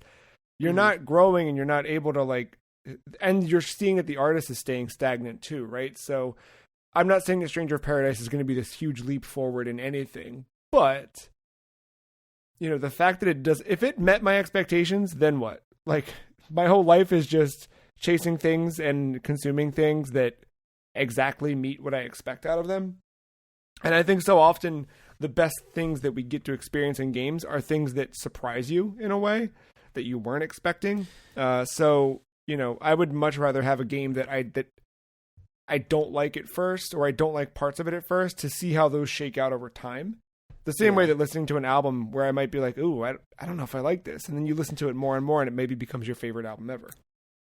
There's a lot of factors there for me when it comes to the video game industry and how we handle reveals and whatnot. Like, E3 is it's a two-sided, whatever you want it to be, axe, sword, what have you. Yes, it's cool to have an event around these reveals, but at the same time, now there's this pressure there for developers and whoever to like have something to show off. Like, it just feels. I feel bad because it's like, yes, a lot of us just see the games and then we just judge it based on that, but we really don't know what's going into this. We don't know how many people are putting whatever work that they're putting into it, whether they agree with it or not either. Like, they might not like what they're working on, and I assume most do. But, sometimes working for a bigger company, you can't do your own thing. You're working on someone else's project. You're probably not going to feel as passionate about making it, but it's still your effort put into it. And even like with other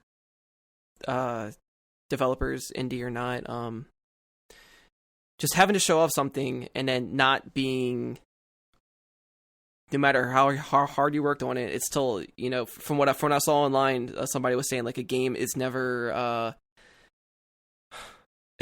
finished, only released. Yeah, that's true. And I don't think a lot of people see it like that. And it's I wish there was a little more empathy there, a little more consideration of you know, the blood, sweat, and tears actually go into all this stuff. But at the same time, again, like I said before, you do have a right to not like whatever for whatever. But yeah, kind of got off the point there. But like the whole like releasing stuff, like it was like I was saying like way earlier with like stuff being like revolutionary, like with like Mario 64, like that leap to 2D to 3D was such a big deal.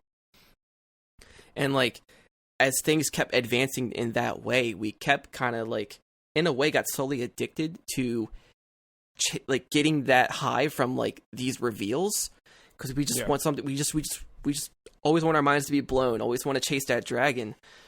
And now like I feel like we've become, like it almost feels like an addiction to some point. And it's just like we might have to lower our expectations now, because it's just not like those leaps aren't as big anymore. And it's also not our fault, because at the same time, because, you know, industries were just setting all these events up, getting you hyped up for all this, we were kind of conditioned to be excited for all this stuff this time of the year, consecutively.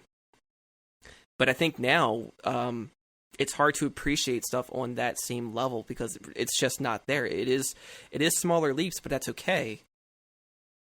But if you're trying to compare it to what was before, you're just blindsiding yourself with that. Like, you try to understand, like, is it a bigger company? Is it a smaller company? You know, how much time they had to put into the game and like all that stuff, and like try to appreciate it for its different efforts in those ways. And I just don't think a lot of people do that.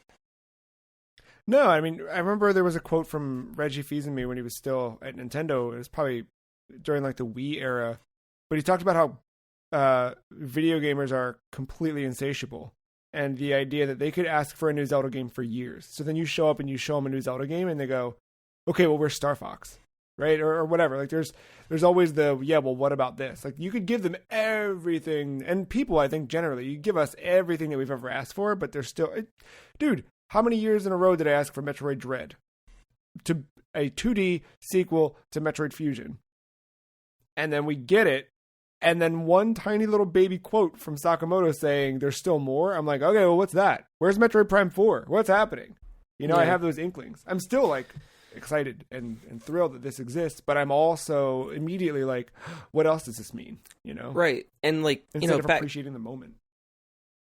Very true. And like, you know, as kids, you know, we weren't as exposed to the internet and like all this news, and like everything's just so instant getting all this. So like we would see trailers in like a Toys R Us or a Best Buy or like something in a magazine, and that was it. And then, you know, imagination just wanders. And then when we get the game, and so I think a lot of that, like wanting what's next, being insatiable, I think it also comes from a place of love, obviously. Like we're so enamored by what we've experienced before by these people, and we adore them so much that we just want them to keep excelling and doing better and greater. I like to think that's where a lot of that passion comes from. And you know, you just don't want that to end. You just want to keep it being great. But I mean, we're all humans, man. Like they all can't be dingers. They all can't be. You know, like. It's okay if something is, you know, smaller budget or not as lived up. Like, you know, there was a lot of criticism towards Metroid Dread for how it looks visually for a couple things. And it's like, all right, I get it, but like at the same time, I still think it's going to be a solid experience. I think it's hard to show off games versus experiencing them, right? Like how we were touching on earlier. Like 3DS suffered from that greatly. Any trailer for a 3DS game, you would not be able to fully understand how that game it really is until you play it, because it couldn't capture exactly what you would be playing. Right. So it always looked very bad and jagged and just super compressed, and a lot of time it wasn't that. No, they looked really great, really sharp. and the 3D effects they made the games even better sometimes, but you'd never know that. Yeah.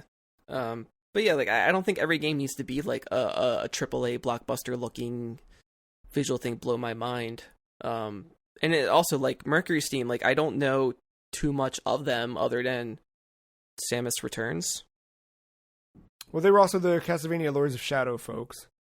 Okay. Yeah, so like they're good at working on other people's properties, right? Like, it's not really their own. So I don't know how much freedom and direction they really have with this. I'm sure there's still guidelines that they have to follow. I think that the problem that they've had in the past, in my experience playing their games, is when they've actually had too much freedom and not enough time or budget, right? Like, yeah. I think the Mirror of Fate 3DS game suffered probably from a short schedule, but also no one at Konami directly saying yes or no. Where I think Metroid Samus Returns, they had direct, requirements from Nintendo and a working relationship with Sakamoto to make sure the game was of a certain caliber. And I think they did it really well. And I think they probably had an appropriate budget, where it seems also like they've probably been working on this Metroid Dread game since wrapping Fusion, and, they've had the appropriate time and budget to make it what it is. And yeah, Yeah, I mean, for like, Dread just looks like a very well polished version of Samus Returns. Like, they seem like they totally took what they knew and gave it the proper time to make it just well improved. But I think a lot of people are just going to see it as, oh, it's just Nintendo. It needs to be, 10s all the time because it's Nintendo, and right. I understand that, but yeah, I think trying to appreciate the other side of that too is like, things. How many of those people bought Pikmin 3? Right. Like, y'all want 10s, but then no one wants to actually buy the things that are really good and try something outside of their wheelhouse. They just want what's in their head, I think, at the same time. Yeah. And yeah. With me, like, visuals aren't everything. Like, it doesn't need to look the best. Like, it did look a little simple, but I think for Metroid Dread in the beginning, I think it just has to be simple. Like, you're introducing new players, because there hasn't been a Metroid game since Samus Returns, right? But before that, how long has it been? Them. Right. So it's like, I get it. Like, it's, it could be more, but it's not Prime 4. They said that. So obviously, I think probably bad to assume, but I assume Mercury Steam is a smaller team compared to the Prime 4 team. So I think you just have to go into expecting, like, hey, this isn't going to be like that big, but it's still going to be enjoyable. It's still going to be a decently well-developed game. Like, you shouldn't try to compare it to Prime or anything else. Just try to accept it for just what it is. And I've heard a lot of, like, comparisons to Ori and things like that, where, like, oh, Ori looks so much better, and Ori this, Ori that, and, like, one, Ori's running on way different hardware, and two, from what I've played of every time I've tried to play Ori, they don't feel good, and there's not I don't have fun with those games, and that's me, that's my taste, and that's fine. Someone who likes Ori may not like Metroid Dread, or vice versa. I don't think that it's exactly comparable. I get why you would compare them, because obviously the style, but there's so much different between the two that you can only compare how it's a Metroidvania, I guess. But sure.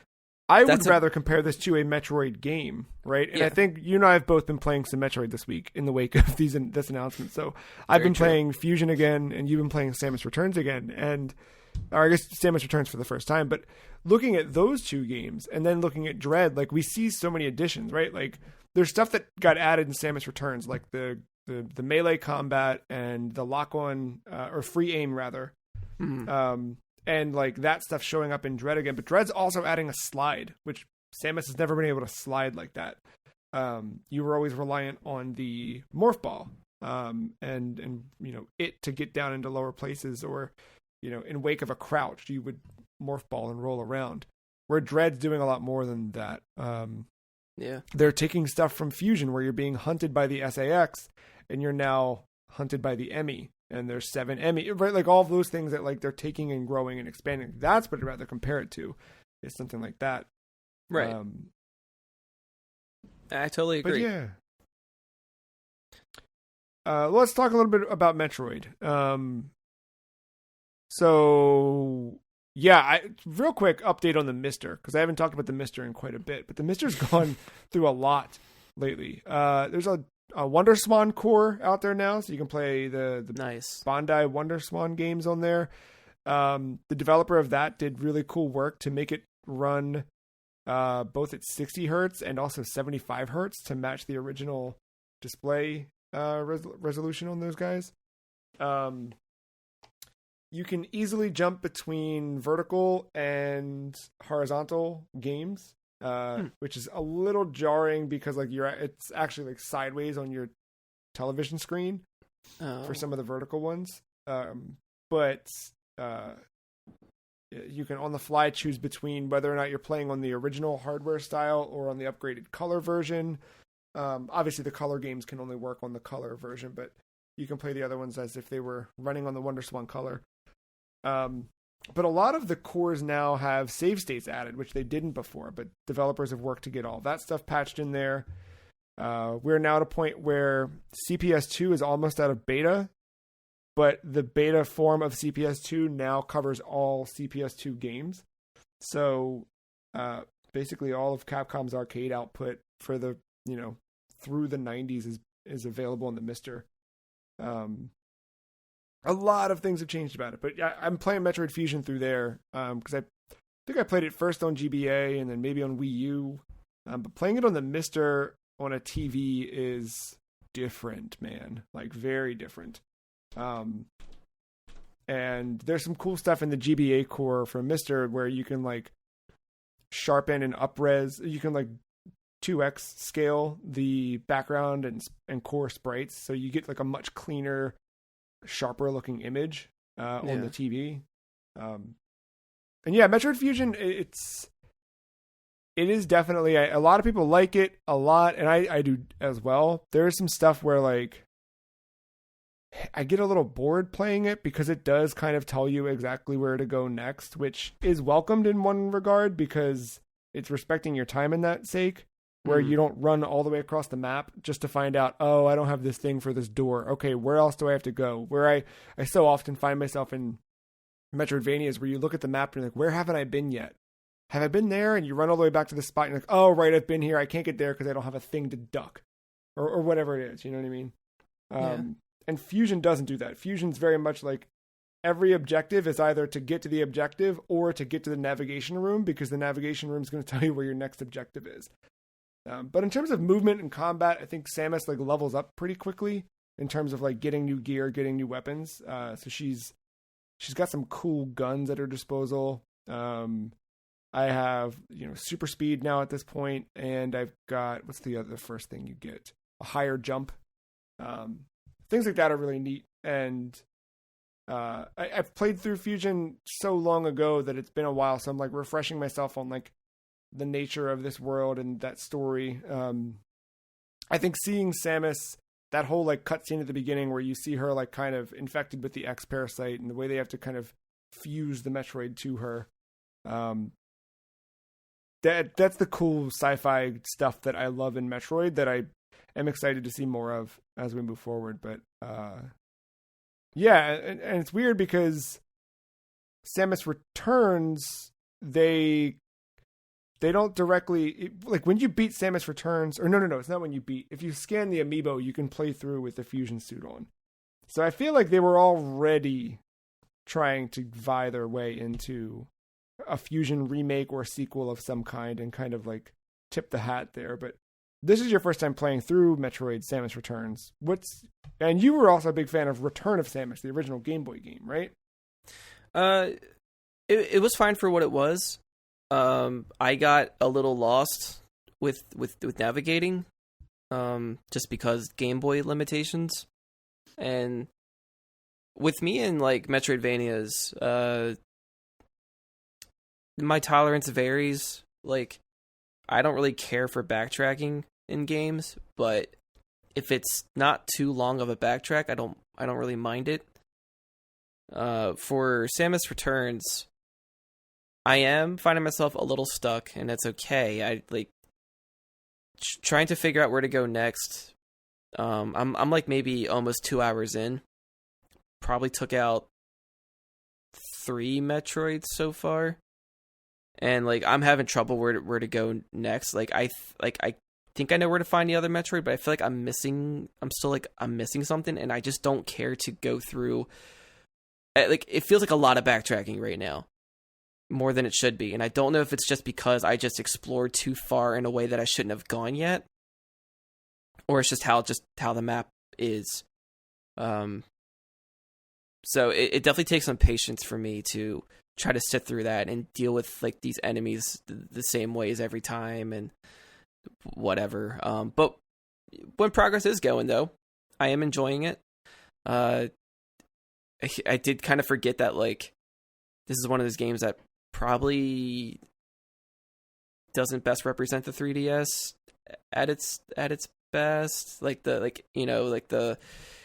frame rate and whatnot, and things are just a little jagged all around, but that's okay. Like that's not throwing me off. I get it. It's a 3DS game. It's been a while. It's just how these games are. Like it's. Does it chug a little bit? It chug.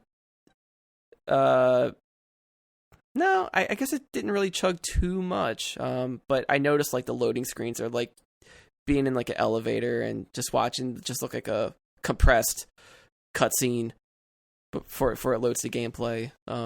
It's almost kind of seamless though, but just stuff like that I'm noticing. But if anything, it's just making me appreciate Dread that much more. And it's like, oh wow, yeah, I really can't wait to get into something that's more streamlined and like almost seamless with everything. I know the melee counter is a little weird for people, but for me, I kind of like it. It does. I understand the complaint that like it kind of puts you to a halt whenever you have to deal with enemies. You kind of just have to stand there and like whatever, wait for the moment to come to like bat them away. But I think I'd rather do that than what I've been doing, which is like frantically trying to crouch once or twice with the circle stick, and it kind of sucks that you can't use a D-pad. Yeah, I remember not loving that because like it's hard for me to like. It was like I'm holding forward one way or another, but I think it's maybe registering that I'm like holding up instead, just how my thumb is with it. Yeah. So like I really do have to like be hard pressed with the direction to like really aim around. I mean, for movement, aiming is fine. Yeah, that feels a little more. Yeah, because you plant your feet at that point, you're holding a trigger and you're swinging freely. Yeah, all I have so far for power ups is like I have the ice shot, the charge beam, and the spider ball, and the bombs for the ball, and that's it. I don't know where to go next. I'm just spider balling everywhere, making sure I'm covering all the ground. All right, I can't go here yet because this thing is covered in some weird green, organic thing. Can't go there. All right. There's these weird bluish greenish diamonds in this one area. I can't get through that. There's just one door that has like it's all purple with like 3 blue eyeballs on it. Can't get through that. This other room is too hot for me to be in. Yeah, there's always a hot room. Even though I had the ice shot, I thought I could like maybe shoot something, but if there is, I just didn't go in far enough because your health is drained super quick. So I'm just trying to figure out where to go. So it's just like, all right. That's the thing with those games, though. You end up hitting a point where you end up where you're supposed to be, and you're like, oh, duh. How did I not? You almost feel dumb. I've had that a couple times in Fusion, just in the like 2 hours I've played Fusion this week. Where I'm like, where am I supposed to? Oh, okay. And like they did give me an elevator to go back to like the first area, so like I can kind of fast travel. And it's like, all right, that's kind of cool, but most of the area is pretty much explored. So I feel like there's nothing there, but maybe there is something there. Yeah, there's probably that one little door. Yeah. Yep. But I don't know. I mean, I haven't really played many Metroids. I played a bit of Super Metroid, but I never, complete it. So I'm kind of new to all of it. So I guess as a newcomer, I'm okay with Samus Returns. It is a little stiff, but that's okay for me. I don't mind that. I would probably appreciate Fusion a lot just for telling me where to go, but I probably wouldn't appreciate if it's just like stopping me in my tracks and it's just like constant dialogue boxes.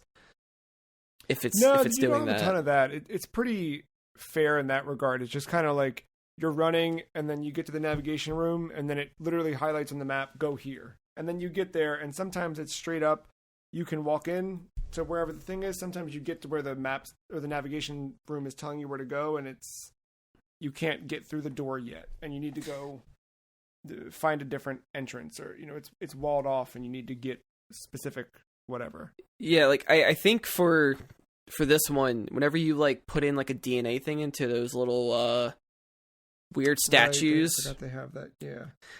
It kind of shows you where the next Metroid is. It gives you like a location, but like not really specific. So trying to figure out how to get to that is I guess my next thing. But like once you kill one, then you have to go back and put it into that thing again. And I always even though the map has all these icons, I don't feel like going through knowing what each icon means because I don't know. I just know that the gold, yellow circles are save points. And like I think the red restores your missiles, purple restores health. Save points should restore your health. That's just me. That should just be... Some of the games do that, some of them don't. It's a weird... Yeah. Yeah. I just feel like any game with a save point should just replenish your health. Yeah. Yeah, Fusion doesn't either. There's separate like recharge rooms that recharge both your health and your missiles. But yeah, I think I gotta get used to that map. I gotta get used to how that game works. Like I have to adapt to it. I think that's the biggest obstacle here. Yeah. But it's fine for what it is. It's fine for a 3DS game. I mean, I would recommend it if people never played Metroid before. Sure, but also Dread's coming out, so just wait for that if you don't want to play this, because everyone's overcharging the shit out of this game online. So like buying it through Nintendo was the cheapest, which was still $40. But like everyone else for Samus Returns. Oh, I see. Like I bought it digital through 3DS, but I wanted to buy it physical, but everyone is like overcharging it. It's like, all right, dude. Yeah, 3DS games and stuff now are a little harder to come by, and it's making it difficult to pick up physical copies unless you find them secondhand somewhere. From a place that doesn't really know what they're doing. Yeah. We got a couple headlines to hit real quick before we wrap up. Eidia, company who purchased the rights to the Valise series, have announced that they're releasing Switch versions of Valise, the Phantasm Soldier, Valise 2, and Valise 3. They're also launching a crowdfunding campaign for the development of the ports on the website Makwake. Super Valise 4 is already on the Super Nintendo or Super Famicom Switch Online apps as of December. It was also when the company announced that they were going to be doing some stuff for Valise's 35th anniversary. So that's all coming up soon. I'm pretty excited about that. I played a bit of those games years ago, just, poking around through different things. And now in the Mister, I've been playing through some of them via the TurboGrafx core on there. And they're fun, weird little games that I don't think there's a lot like Valise out there. So I'm excited to see those coming along. It's also kind of a soft announcement, but xCloud is coming to the Xbox One. Or I guess the cloud gaming is coming to Xbox One. So games that are and this is kind of what we assumed, but games that were previously only going to be available in Series X or S will potentially have a new home on the Xbox One via cloud gaming. Cloud gaming out now on mobile phones, but coming soon to PC via browser, and later this year to Xbox One. So by the end of the year, between Xbox One and TVs and everything, Xbox plans to have cloud gaming on everything, which is a neat way to keep those consoles alive. And, if you're not ready to upgrade and you still want to be able to play the latest and greatest games. Another thing I had saw it talked about was the cloud gaming will offer you the chance to kind of try before you buy or fully commit to a download via Game Pass, right? Like you'll be able to kind of play something through cloud gaming, and then if you want to install it, you can, which I always kind of liked that when I had a trial for PlayStation Now or even paid for PlayStation Now for a few months. was like the ability to jump into something, and then if I liked it, instead of streaming it all the time, just download the PS4 game if it were available. Xbox also announced the return of its Xbox Design Lab, now supporting customizable versions of that new Xbox controller.